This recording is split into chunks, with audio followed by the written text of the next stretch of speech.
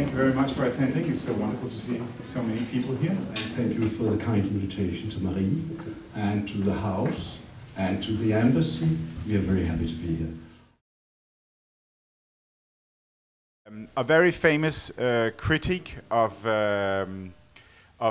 drama and literature in Denmark, a man called Carsten Jensen, wrote a very famous sentence 20 years ago, I think. He wrote that life is too short for Danish television drama. That is 20 years ago. But then came this revolution, which has been, the 14 dogmas. Actually, this began about 15 years ago, 15 years ago, and that really changed the situation around drama, and it became a national issue. And it was not only because of the topics; it was also, I think, really a question of the quality going up.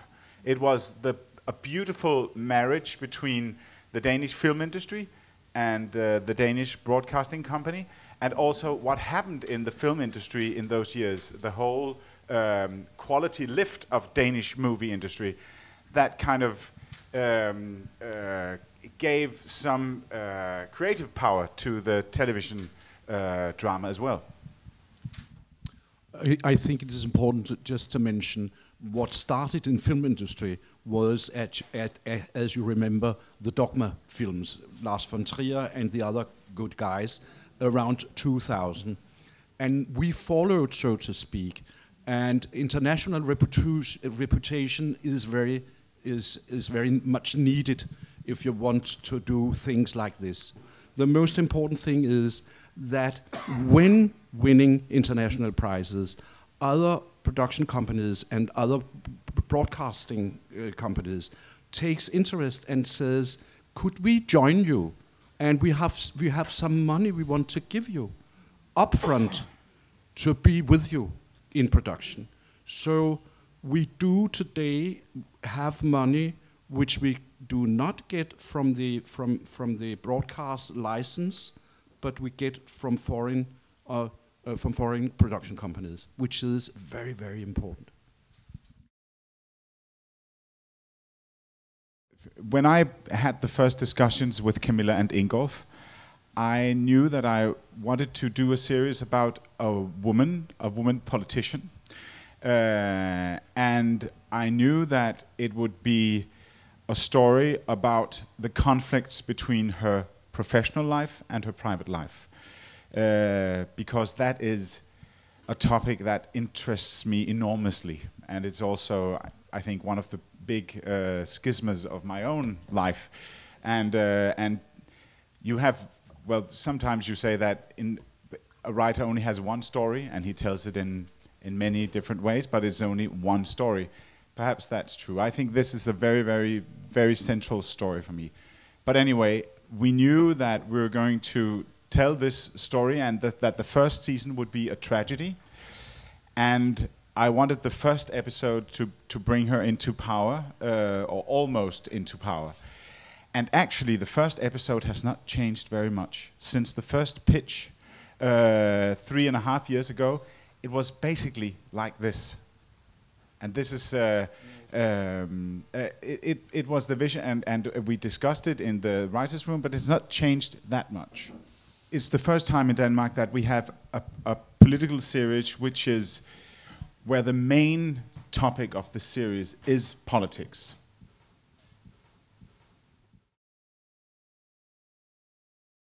Television drama in Denmark, actually under Ingolf's realm, has become something very unique in Denmark. It is something which gathers together almost the whole Danish nation. I don't know, I'm sure you do not have the same phenomenon in France, because when we talk television drama in Denmark, Sunday between 8 and 9 in the evening, we need to have, just as Ingolf said, 1 million viewers, but government has fortunately had about 1.5 million viewers. But the biggest successes of DR1 has had 2 million or even 2.5 million viewers. That is half the Danish population. That is the same as 30 million French viewers. I mean, and this is and we this is a special situation, and you need to understand that. And my trouble is that when doing Sunday night 20 hours, 20 hours, they should be broad. They should not be experimenting. I mean, this is the way things are. What we are trying to do now is that we are trying to get a slot, an airing slot, on Thursday night, for example, at 10 o'clock in the night, where we can do more experimenting, where we can have younger writers, young directors, and for all, where we can do series which are not as demanding, both in length and in weight, that the Sunday's dramas are.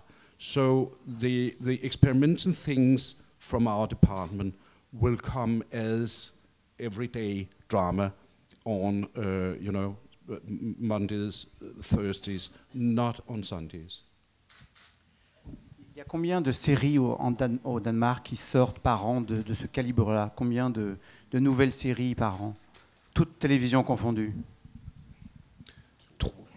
2, 3 every year, parallel.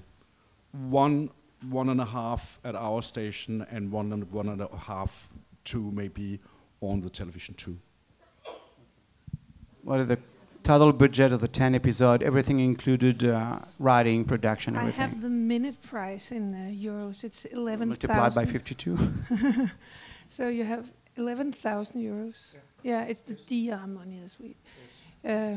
We have some things for free in DR. We have studios and some production staff and so on. So I think you have to put on 20 or 30% on top of it. So one episode would be around, oh God, I hope 800,000 euros. Yeah, 800,000 euros. And in that envelope, what would be the price of the writing? Only the writing in one episode. So let's say one script costs 25,000 euros. With that money, we will pay the episode writer. And a part of those 25,000 euros is also given to the head writer. So we pay the episode writer, everything the episode writer is paid on the production is paid from these money. And the head writer gets a little share of it and a monthly salary, which is not part of this. Oh, it's not part of the budget. No. It's a network budget. It's a network budget. Well, to tell you exactly how we do, first we have a couple of weeks where we plan the whole arch of the story. 3 writers in the writers' room. We are 3. So I have 2 wonderful episode writers that are incredibly talented, I have to say. So full credit to them. And so we have some weeks together that are kind of off the schedule, where we just plan the whole arch. Actually, we had 1 year before starting to write. Yeah. 1 year of development, yeah. 1 year for the arch? Yeah. For the arch and the script? No, for the arch, I would say. And then you had 3 months where you really were talking all the time, the 3 of you. And then you started writing. It's true, but we didn't work for a year every day. I mean, we had breaks where we waited for DR to say yes or no for the next step and the next step, as it always is. Well, now we have the arch. Then we move into the episodes. We produce 2 episodes at a time. So we write and draft out 2 episodes. To make the storyline, we use 2 weeks for each episode. So in those 2 weeks, we work on whiteboards or yellow post-its. Then after 2 weeks, we have 1 episode, and we pitch that episode for Camilla, sometimes for Ingolf, and we take notes because we pitch it in scenes. So one episode is around 55 to 60 scenes. Camilla prefers 55. As few as possible. Then, after 2 weeks for one episode, they write it down, the whole pitch, and that is a treatment. But just to give you the scheme of the writing, the schedule of the writing, 1 month, now we have 2 treatments.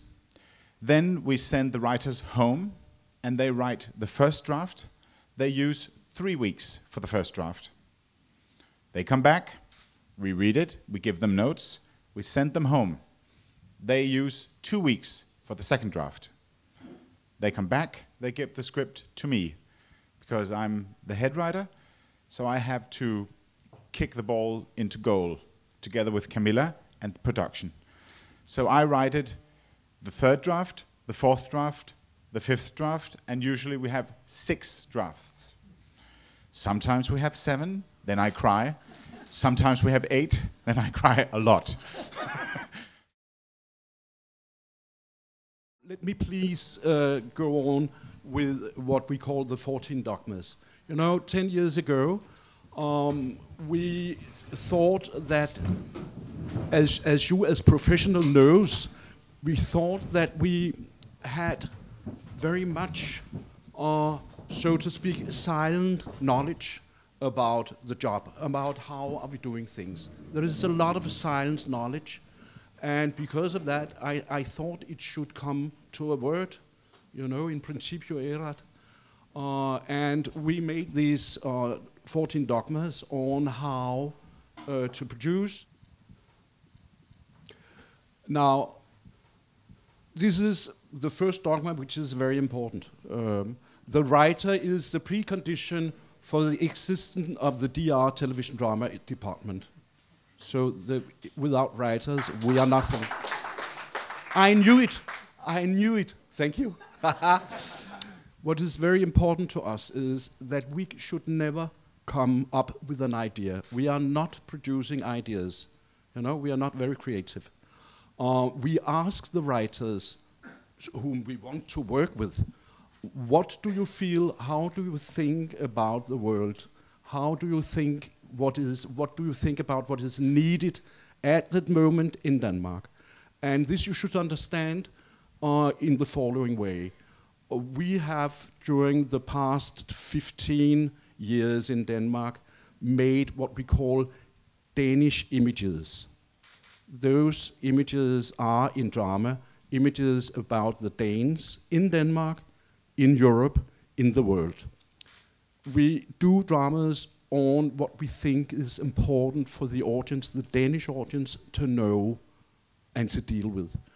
And because of that, we go to the writers we want to work with, we go to them and we would say to Adam, what do you think would be fantastic? What do you think is needed? What do you think is important?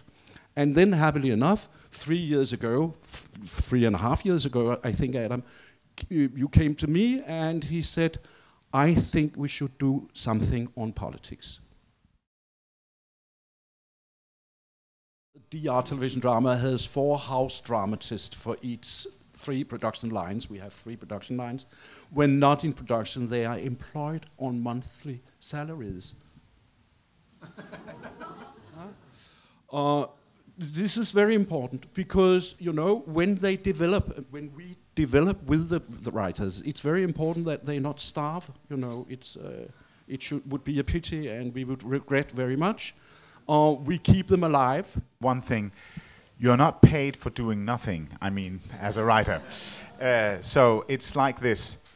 You go to Ingolf, you say, I have this idea, and Ingolf likes the idea, let's say he likes it, and you are paid for developing that idea to a certain stage. Then we present it, just as Ingolf said, for the directors. Then they give you a little more money, and you go on developing the idea. Then they give you the big go. When they give you the big go, your monthly salary starts. Then you're on monthly salary as a head writer, as a creator of the show. The showrunner is on a monthly salary until he has written the last episode. Then he is not on monthly salary anymore. And Ingolf can just cut him, or he can say, do you have another idea? If he has another idea, he will get 3 or 4 months of salary or development money, what you would call it. And he will go home and think and think and think and come and present. So you're not, I mean, you're on monthly salary, what we call a real monthly salary, when you're in production and not before or after. Then comes to the directors. We are happy in Denmark, as not in so many countries, that the directors who does television drama also comes from the film, from the movie, the theater film. This is very important, that we have the quality of film directors on the television screen. It's the same people. It's very important. I mean, in US, they look upon us and say this is impossible. No film director would go and make television drama. Very few. There is also a crossover between production staff from the film industry and DR television drama.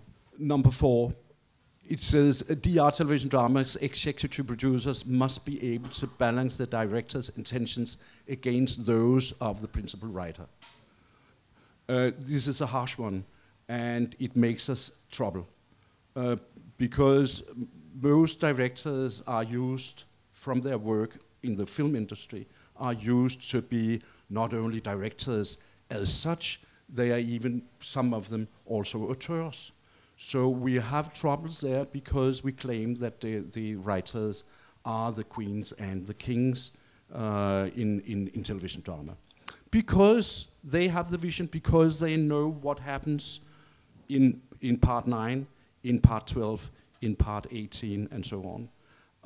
The directors come and make usually 2 parts each when they come and work for us. The head of drama serves as a coach to the executive producer, and the executive producer serves as a coach to his or her key staff. Managers work according to the device, not in control, but in charge of. This management philosophy does not encourage consensus decisions. This is very, very important, I can tell you.